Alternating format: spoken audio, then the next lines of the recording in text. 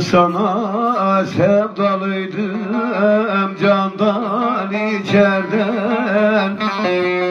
Oldu kız esmer oy güzelim Meryem. Yüreğim yanıyor tükendim candan. Oldu gül esmer oy güzelim Meryem.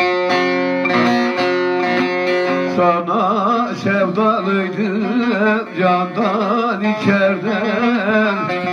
Oldu gül esmer oy güzelim Meryem.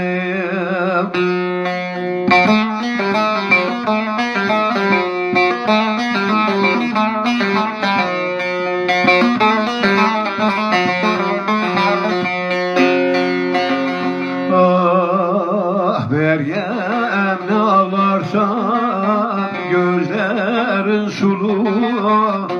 Bir yandan kar yağmış bir yandan dolu.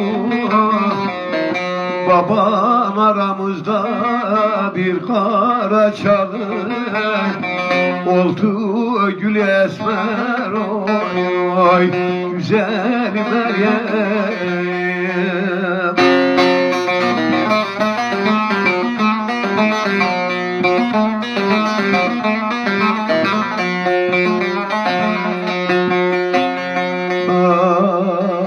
Meryem nerede kaldın de haydi tez gel.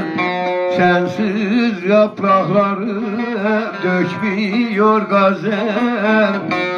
Ahlaktan melektir hürrüden güzel. Oldu kız esmer oy güzel Meryem.